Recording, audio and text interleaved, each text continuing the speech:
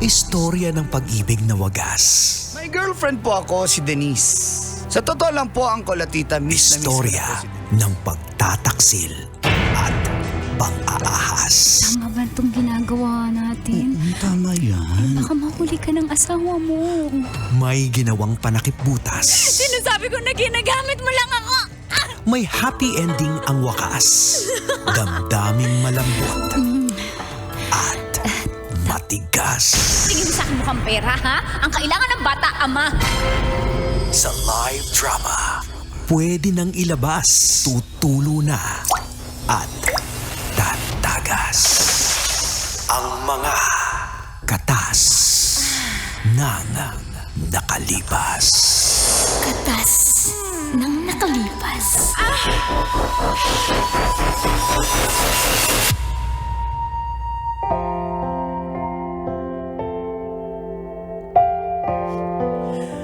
Dear Uncle Dago. And Tita Tanya Chinita.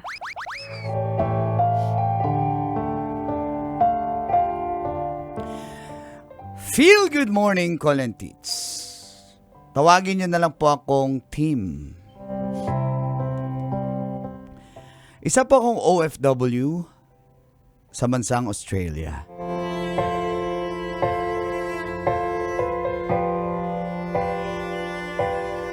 Kadalasan po team replay ako pag nanonood at nakikinig sa inyong programang Mga katas ng nakalipas. si Joyce na girlfriend ko po ay nakilala ko rin dito sa Australia.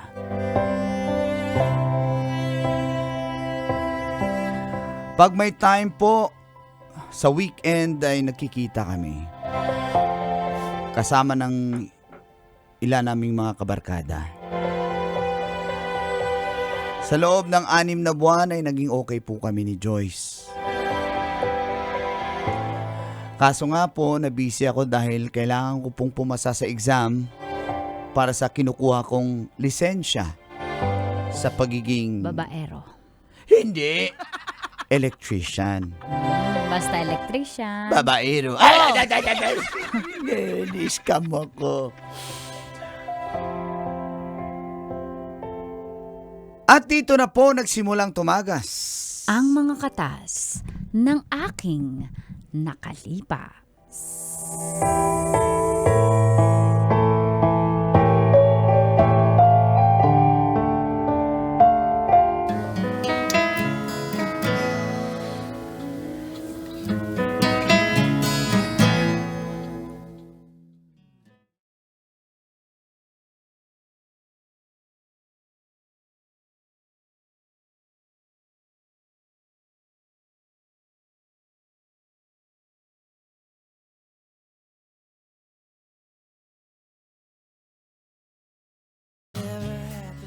Ako, matagal ako dito. Gusto ko rin ma-PR dito sa Australia, par.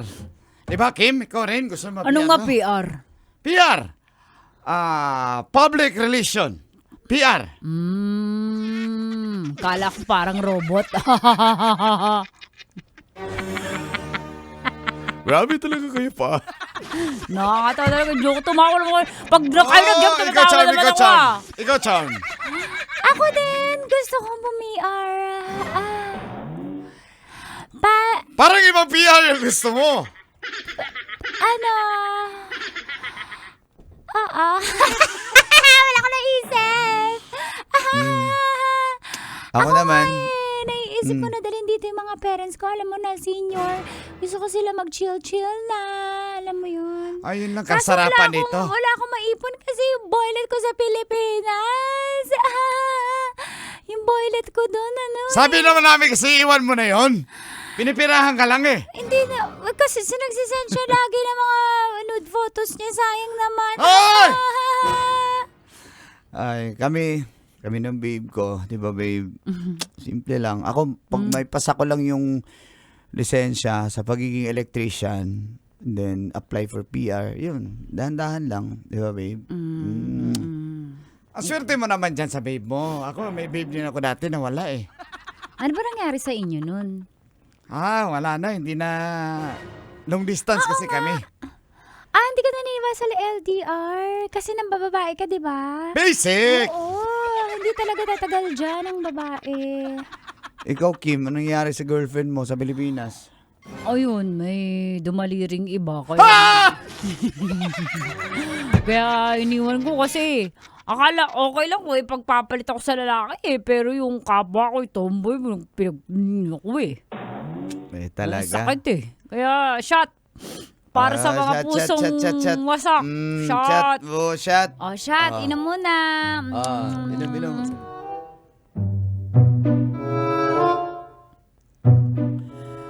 Babe, andun sila. Tara, dito muna tayo.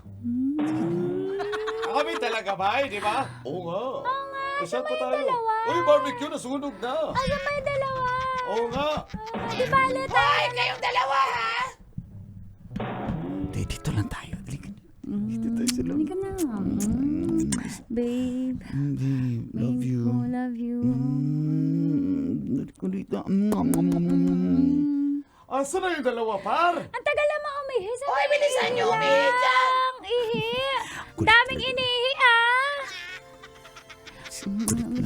Wiki lang, dali. Ganun pa yun?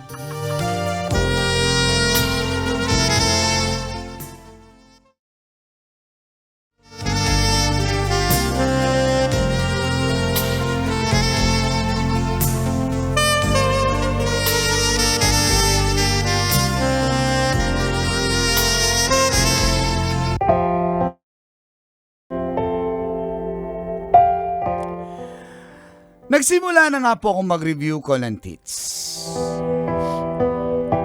Ang hirap po, halos mangiyak-ngiyak ako.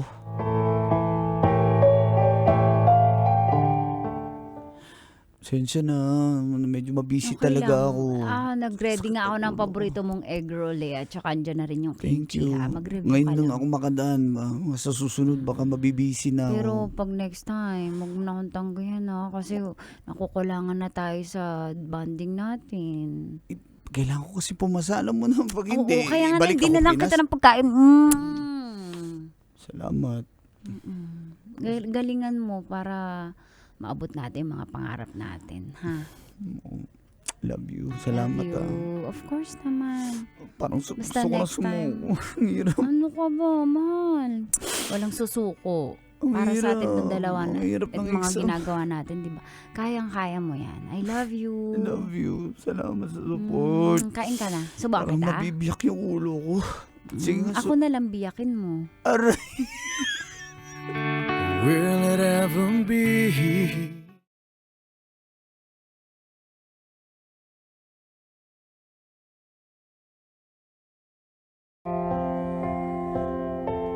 Dahil po sa pagiging busy ko, sa pagre-review, paghahanda sa exams, call and teach, di ko po namalayang na-ghost ko na po pala si Joyce. Halos 3 buwan. Di na po ako nakaka-attend sa aming mga weekly gatherings.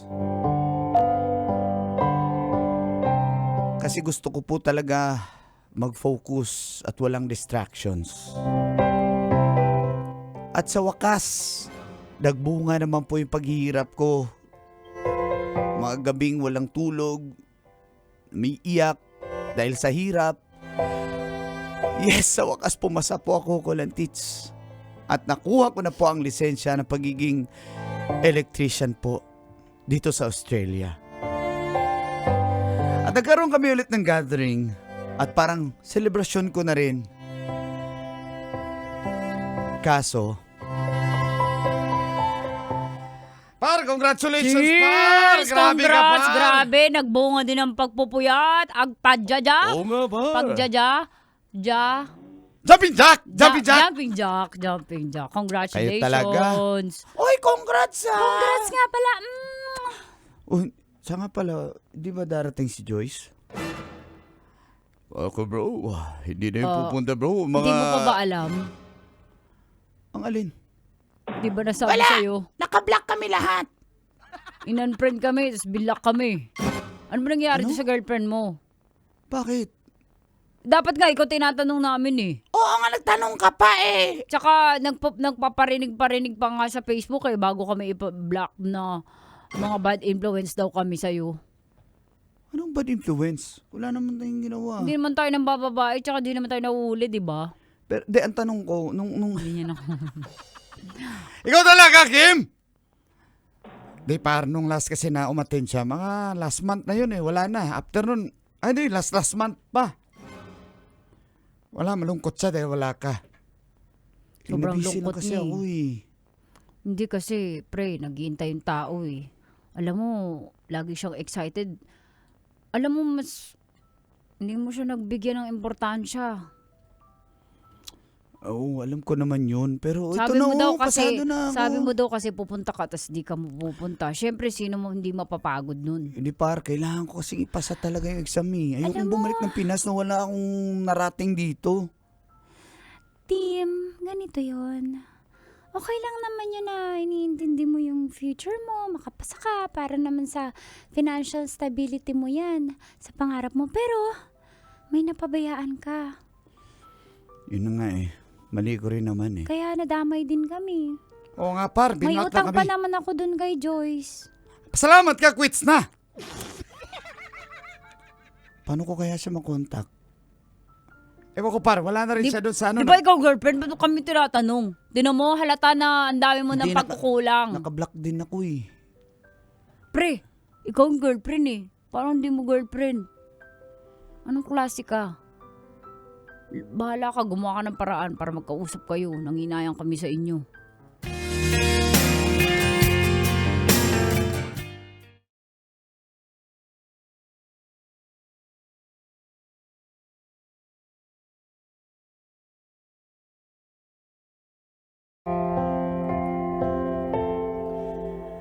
Lahat po kami naka-block ko lang sa kanyang mga social media. Wala na nga po kami balita kay Joyce. At one time po, sa isang grocery store,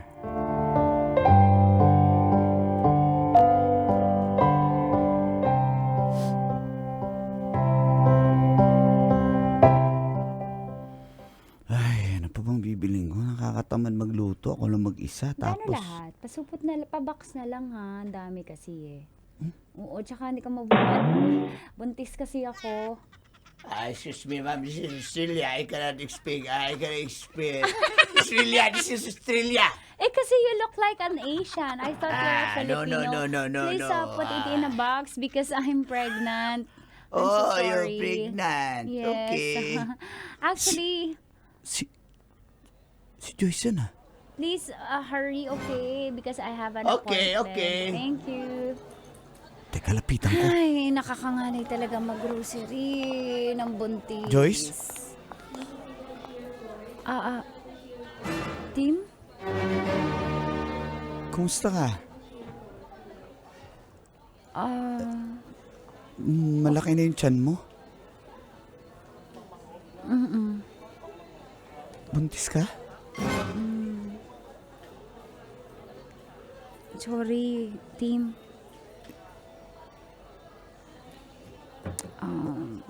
Kumusta ka na?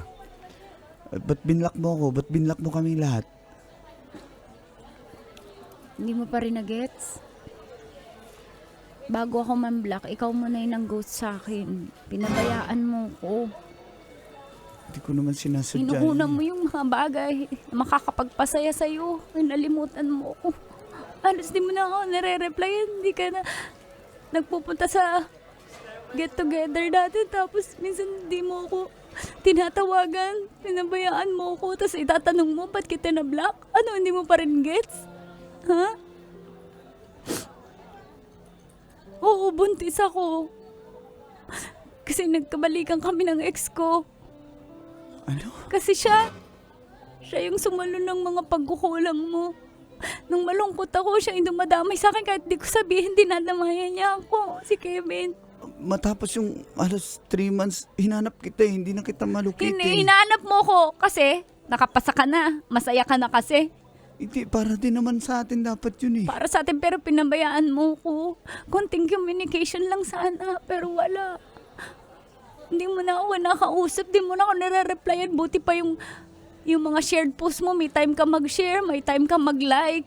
Pero ako, nare-replyan mo ba ako? Sana sinabi mo na lang sa akin na nauumay ka na. Hindi totoo yan. No, Minahal kita. doon ka na. Okay na ako. Okay na ako. Ay, sorry. Joyce. Ay, sorry. Hindi ko naman sinadyang gawin yun Hindi sa'yo. sinadya! Naririnig mo ba yung sarili mo? Hindi mo sinadya! Shh. Dami boses mo. Inuna mo yung pangarap mo kaysa sa akin. Hindi mo ako sinama sa pangarap mo. Kasama ka doon. Ay ngayon may tinupad na akong sarili pangarap ko. Ginaya lang kita. Lahat ng ginawa mo sa akin, ginaya ko lang. Nagsarili na ako. Inuna ko na yung sarili ko kasi lagi kitang inuuna. Ngayon ako naman, unahin ko naman yung sarili ko at masaya na ako ngayon. Kaya please, huwag mo tayo magsisihan. Masaya na ako, team. Masaya na ako. Going back to the corner where I first saw you.